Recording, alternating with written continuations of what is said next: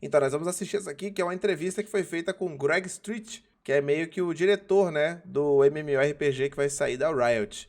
Esse cara aqui fez uma entrevista de 2 horas com ele e fez um resumão pra gente. Tá com legenda, tá? Porque tá em inglês. Vou até me posicionar aqui um pouco diferente. What's up, guys? Today I'm bringing you an exclusive interview with the upcoming Riot MMORPG director, Greg Street, also known as Ghostcrawler. This is a small segment from a 2-hour interview that I had with Greg, so if you want to watch the full interview, be sure to subscribe to the channel so you'll be notified when it drops. Also, I'm streaming live on Twitch 5 to 6 days a week, so visit me there. It's the best way to connect with me personally, and let's begin. Right. I do want to talk to you about monetization, but before I ask that question, what do you think separates games like WoW and Final Fantasy 14 from the others that just don't make it? Like, what is it about them? I mean, is it just the budget? Is it the creative design that's behind it? Is it the team that's running it? I mean, it could be multiple things, but it just... you know, there's plenty of good ideas, and there's plenty of, I'm sure every MMO that comes out, it's like, hey, we feel like we can do this better. And I love the fact that when we talked earlier, you're talking about, hey, I think one of the things that Riot does very well is they look at games like Dota and think, hey, maybe we could do this better by doing this, and they've just had they've had solid success with that. I'm sure that's the mindset with a lot of MMO developers, but they still just don't make it. Like, I would love to hear your thoughts on that. Yeah, I think you're right that budget is part of it. Like, again, thinking of rating, it's a spectacle. And in Final Fantasy, when a boss comes down and like maybe the guitar kicks in or something, like they don't mind making like custom music for boss fights and stuff like that. Like it is something amazing to see. And you can make a really, really fun encounter that's pretty much just like a big ogre dude hitting you, but it's just not the same epic scale. It's not the sense of like, this is something. But yeah, budget's part of it. I also think the bigger games, and maybe the ones with the bigger budget, are just better at serving a broader audience. So say you make an MMO and you're like, hey, this MMO is PvP only because we think we can just make a better game if it's PvP. Well, you could probably guess there are going to be players that are like, well, I'm out. That's not me. Final Fantasy has a great like crafting game. It has a great social game. It lets you decorate your houses. So it serves players a lot of really different motivations. Right. I don't know if you can answer this, but do you feel comfortable with the budget that you have for the Riot MMO? Oh, that's actually a really interesting question. I think I can answer it. One of the nice things about Riot is we're not going to run out of money, right? I'm not going to have a publisher that's like, hey, if you... Ele falou uma parada importante. Ó, parte boa de desenvolver com a Riot é que eu não vou ficar sem dinheiro, né? Pra fazer a parada. Humilde, né? You know, you got to ship by Christmas or we're canceled. Riot will cancel this game if the game isn't good enough. They're not going to cancel the game because it gets too expensive. And those go hand in hand. We could make a very expensive bad game and then I would get fired. We could make a less expensive game that still really captures hearts and minds, but it's not a blank check, right? Like I have to prove, and the team has to prove that whatever Riot is putting into it is worth it, because they could spend the money somewhere else. They could make a different game. They could double down on Valorant or something. So it's definitely not a blank check, but it's also not like we're not a startup where, oh gosh, we're out of money. What are we going to do? You know, I can always go back and ask for more. Whether or not I get more is going to depend a lot on what they think how does the game look? What do playtesters say? How are we doing, about hitting our milestones? So that is how, I mean, in the very simplest sense, you can think of it as you get some money. If you spend it well, they're going to give you more. If you don't spend it well, you're probably done. And in our case, rather than shipping the bad game, it would just... eu acho que esse é um cenário, pô, não tem cenário melhor do que esse, né, cara? Porque, pô, é o que ele tá falando. Não é como se ele tivesse um cheque em branco pra gastar o que ele quisesse, tá ligado? Mas, pô, mano, a partir do momento que ele tá fazendo algo que é bom, que tá funcionando e que é um jogo que tem potencial, de fato, né, na cabeça da Riot, dinheiro não vai faltar pro cara, né? Então, assim, basicamente o que ele tá dizendo, pô, eu só não tenho que fazer merda, tá ligado? Se eu não fizer merda, fizer um bom jogo, ele vai ficar pronto, cara. Não importa quanto custe, né? Vai rolar. That's awesome. But I think that distinction, I think, is massive. Not only from your perspective, but especially from the consumer's perspective. Like, just knowing that, hey, this MMO that's coming out, it's like money isn't the issue. They'll cancel it if it's not good. So like even that, like just that notion, it's like If this MMO were to be canceled, I would be devastated. I'd be really disappointed. I think everyone in the MMO world would be, the MMO community would be pretty devastated that it got canceled. But at the same token, I think it would bring another level of respect and be like, hey man, at the end of the day, it wasn't a money thing. It just wasn't good enough. They just, maybe they'll revisit it later. You know, like I would have a lot of respect for a company that you know, would cancel a game because of that, rather than the actual money that's going into it. That's really, yeah.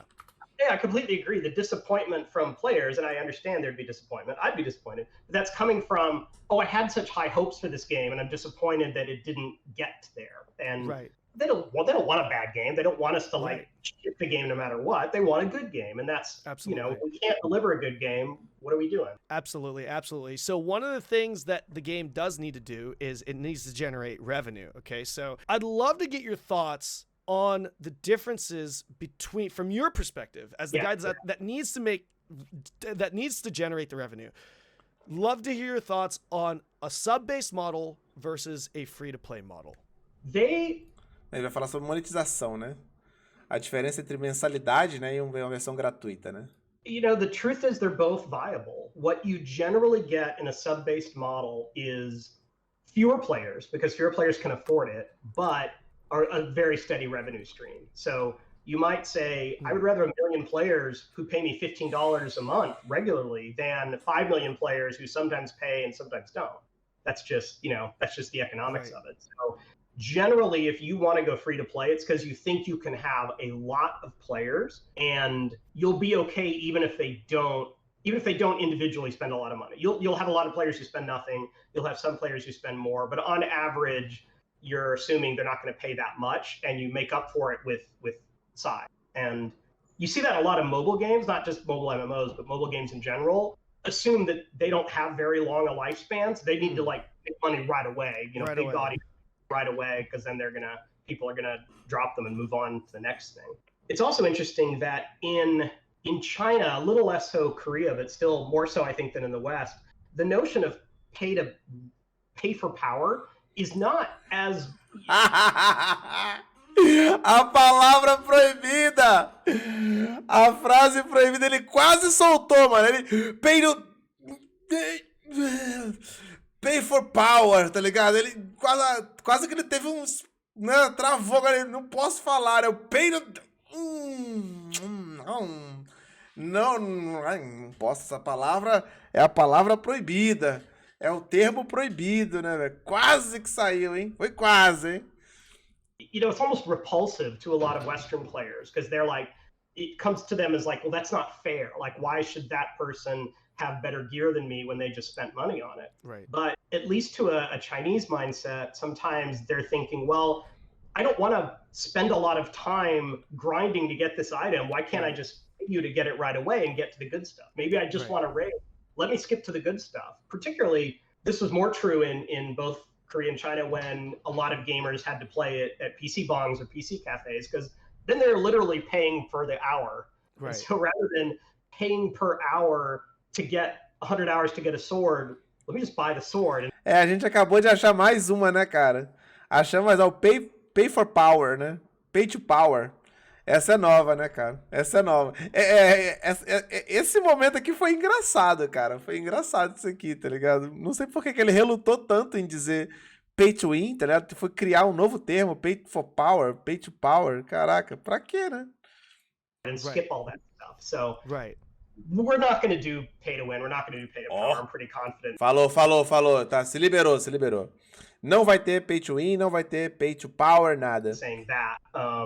What the business that's a big one. I probably said that, or a lot of players assume it's just not Riot's style. Right. We really want players to feel like they're welcome back in the game at any time. Então, essa eu acho que é uma das grandes expectativas com esse MMO. Eu acho que tá bem em cima disso, cara, da monetização, né? Eu acho que tudo que a Riot faz, na verdade, cria essa expectativa, né? De cara, pô, a gente sabe que vai ser um jogo free to play e que não vai ter pay to win, porque é assim que a Riot funciona, né? Em tudo que ela faz. Então, é a mesma coisa que se espera aqui, né, cara? Então, pô, essa é a parte curiosa, né? De como eles vão fazer isso funcionar, porque é muito difícil, né? Todos os MMOs que a gente conhece que são free to play tem uma loja de cash escrota, né, cara? É assim que funciona, né? Ou tem a mensalidade, tem o VIP, tem o bustzinho, sempre tem uma parada que vai dar um gás, né, cara? Sempre é assim. Então, a Riot, né, que nunca faz isso, como é que ela vai fazer? Será que ela vai conseguir realmente viver só de skin? Será? Pô, vai ser da hora, né? Mas a expectativa é essa, de fato, né? Ser humano, tá curtindo esse vídeo? Então, mano, me faz um favorzinho, desce aqui rapidinho, já dá aquele likezinho maroto que você ajuda demais a esse conteúdo a continuar acontecendo. Se você tá curtindo também esse vídeo, não deixa de colar nas lives, da onde esse material é retirado. Você pode interagir comigo ao vivo lá. Eu faço live todos os dias e o link tá aí na descrição, o primeiro deles, cola lá. And yeah, if life is rough right now and you're between jobs or you just can't, you can't pay for the subscription, I'd rather them not churn out rather than be able to keep playing. So that's why Riot has traditionally liked free to play with purely cosmetic purchases. But again, is that enough though?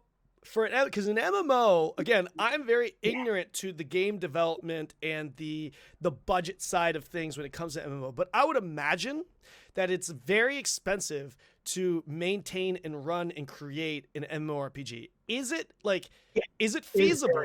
Is it probably feasible? The most expensive kind of game to make. Right? I would think so. Is it feasible to have everything close is like huge open world, Right. Horizon Zero Dawn, Assassin's Creed, Red Dead Redemption style. Those are also very expensive, but an MMO needs everything. It needs matchmaking, it needs a chat system, it needs a gear system. It just every system you can imagine. So yeah, they're very expensive to build, and if it's a super content heavy game, they're also very expensive to run. Absolutely. If it's a more PvP based game or a more sandbox game, it's less expensive to run because players are providing a lot of the content. Right, absolutely. Is it feasible for a large scale MMO, like a big budget MMO, to sustain with a free to play model that just monetizes off of cosmetics? Honestly, because like for me, I'm thinking like no. For me, honestly, technically, theoretically, yes. Obviously, if everyone is buying these costumes and stuff, sure. I know for a fact it would be. But like honestly, like realistically, I feel like the answer to that is no.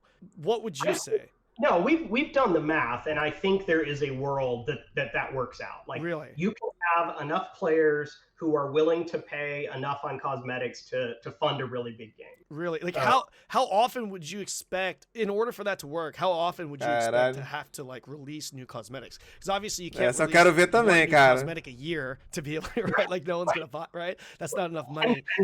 And I also know from experience that players...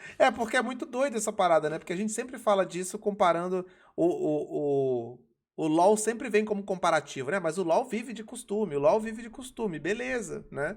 Porque ele conseguiu essa parada de ter tanto jogador, né, cara? É tanto jogador que ele, pô, beleza, né? É aquela parada, pô, você prefere ter, foi o que ele falou, você prefere ter 1 milhão de jogadores que paga $15 ou ter 5 milhões que pagam de vez em quando?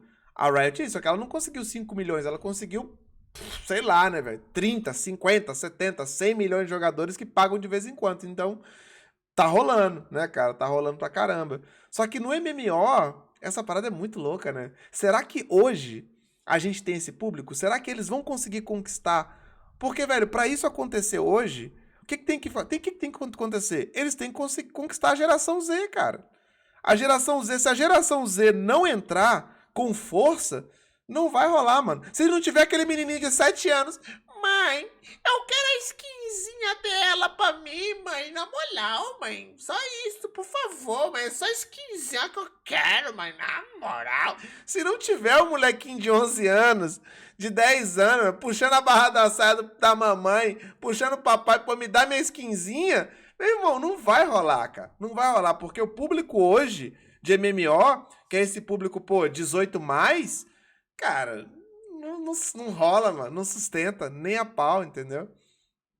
Fortnite foi o marco do passe de batalha. Tudo hoje tem passe de batalha, até o LoL. Mas, mano, você não tá entendendo o que é no Slack. O Fortnite ele atinge o público, cara. O cara quer jogar. Não é o passe de batalha que faz o cara tá no Fortnite. Ele tá no Fortnite porque é o Fortnite, cara. Porque é um Battle Royale. Battle Royale é categoria de jogo da geração Z, cara. Entrei, fiz uma partida e vou embora. E foda-se, entendeu? O lance é por que o cara vai querer comprar o passe de batalha de um MMO? Será que a geração G vai... Porque o MMO não é assim. Entrei, fiz uma partida e vou embora. MMO você tem que jogar, mano. Todo dia, vários dias. Tem que progredir no jogo. Senão não é MMO, entendeu? Se você não faz a progressão dele de forma que dure pra sempre, aí é outro jogo, não é MMORPG. E a geração Z não joga MMORPG, a gente sabe, cara. É a real, é a true, entendeu? Então pode ser o que for, mas se eles não conseguirem fazer um jogo, um MMORPG, que conquiste a geração Z, cara, eu não sei como é que isso poderia dar certo, entendeu? Não sei mesmo, cara. E como é que vai ser o MMORPG que conquista a geração Z? Rapaz, é um desafio, mano. Não dá, Clamais, porque você que compra skin, cara. Pode ter 1000, cara. O Zerker tem 1000, um monte de skins. Eu tenho todas? Não, cara, eu só tenho as que eu quero. Eu só tenho uma, que é a que eu tô disposto a pagar, porque eu só quero aquela. Eu vou ficar gastando dinheiro com skin à toa? Eu não vou, cara, eu que pago. Eu que trabalho, eu que suei pra ter o dinheiro. Então você vai escolher aquilo que você quer comprar, mano. O moleque de 11 anos, você acha que ele faz essa medida? Você acha que o público do LoL tá medindo? Pô, meu pai trabalhou 8 horas hoje. Será que ele pode comprar uma skin pra mim? Ai, não sei. Vou escolher porra nenhuma, meu irmão. O dinheiro não é meu. Quero skin, pai. Me dá. Mãe, quero... Meu irmão, quando eu trabalhava na Lan House, que a gente vendia cash pra todos... Cara, era alucinante, mano. A gente vendia cash infinito. Quem vinha comprar eram os pais, cara. O cara chegava na Lan House com o molequinho do lado. Qual que você quer, meu filho? Ah, essa aqui de R$200. Toma. Ai, filho, qual que você quer? Ah, eu quero a de R$100. E toma. Toma ali, mano. Riot Points na mão do moleque, entendeu? Rolava direto, todo santo dia, mano. Eram os pais que iam lá comprar pros filhotinhos, meu irmão. Tá ligado? Então... Mano, é complicado, mano. É claro que no LoL tem um monte de adulto que tá gastando dinheiro também. Mas, cara, a proporção da molecada que deve gastar, que deve pedir pro pai gastar, tá ligado? É muito grande, mano. Não é pequena, não, entendeu? Resent when they feel like you're spending too much development effort on cosmetics. Like, to look at League of Legends, for example, if we stopped making champions and just kept making skins, at some point players are like, well, this kind of sucks. You're only focused on the money-making side of the game. So you need to do both. You need to make sure the game balance is good. You need to update everything that you can in order for players to feel good about it. So, yeah, again, we don't even know for sure exactly what our business model is going to be, but I've done the math enough to convince myself that if we said, yeah, can you launch a game with just cosmetics? Probably you can. Okay, interesting. So obviously, you just stated as far as the Riot MMO goes, there's no confirmation, there's none of that. But for you personally, what do you, as a gamer, what do you personally prefer? Do you personally prefer to play a sub-to-play game or a free-to-play game that has cash shop? That has an in-game cash shop? Yeah, the one thing that bothers me about a sub is kind of the guilt of I'm paying for this game and I'm not playing it right now. And so for a game like World of Warcraft, I came back and played the last expansion. And then when I stopped playing, I felt like, well, the right thing to do is to cancel my subscription. Right. But then if I want to jump in and play one night, well, am I going to start my subscription up again? Like, there's a little bit of friction there to really fitting in how I play. Whereas, like, if I want to play Valorant, I'll just pick up Valorant. If I want to put Valorant down for 6 months and pick it up again, great, I'll do that. Now, yeah, there are battle passes and things like that can be subscription-like. But overall, I think that's the one flaw in the subscription model is, as a player, you feel like the right thing to do is to turn it on and off all the time. Right. Kind of a habit.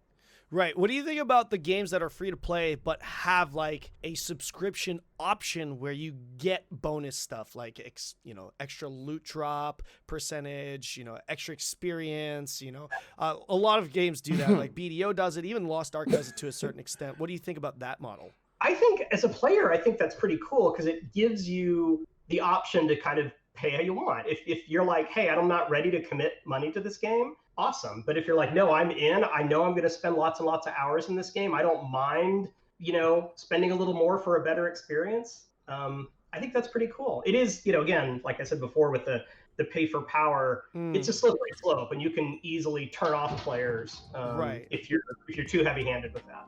Acabou? Pode crer, cara. Ah, mas essa entrevista aqui tá interessante, cara. Pô, vai ser uma entrevista de 2 horas, né? Que ele fez com o cara, né? Isso aqui foi só um preview, né? Pra dar um gostinho, né? Pô, dá nada, hein, mano. Dá nada. Maneiro, cara. Bem, vamos esperar aí, né? Esperar essa entrevista toda sair pra dar uma olhada, mas interessante, cara. E é maneiro, porque esse cara aqui, esse cara também, ele parece, ele tem uma pegada mais semelhante ao do Steve do Ash of Creation, né? Esse Ghostcrawler, né? É um cara que, pô, já fala mais abertamente sobre tudo, né, cara? Pô, joguei a última expansão já joguei a última expansão do WoW, né? Se o cara fala de BDO, Lost Ark, ele já tá... Isso é maneiro, tá ligado? É uma sensação, assim... Sensação Ashes-like, né? Ash of Creation-like, né? De um cara mais aberto, mais real, né? Do que tá rolando. Isso é muito interessante, cara. Eu não tinha ouvido esse cara falar ainda, sabe qual é? Quando sair essa entrevista aí, vamos ver, cara. Vamos ver essa entrevista inteira aí, com certeza. Interessante pra caralho. Interessante demais. Eu tô curioso pra ver o que a Riot vai fazer, cara. Muito curioso qual que é o plano dos... O que esse cara vai fazer, né? Esse cara trabalha na Blizzard e era odiado, sabe por quê? Porque ele colocava a cara a tapa e levava ódio por besteira. Hoje a galera do WoW sente uma saudade dele, pode crer, mano. Esse cara é brabo. É ele quem revolucionou muitas mecânicas do LoLzinho. Aí quando ele decidiu parar, o LoLzinho virou só decadência. Pode crer. Maneiro. Ah, que foda que o cara tem um histórico, né? Tem um histórico positivo, aparentemente, né? Maneiraço. Bem, então é isso. Vou fechar aqui o react aqui e vamos aguardar aí quando sair essa entrevista. Ou a gente assiste ela na íntegra, né?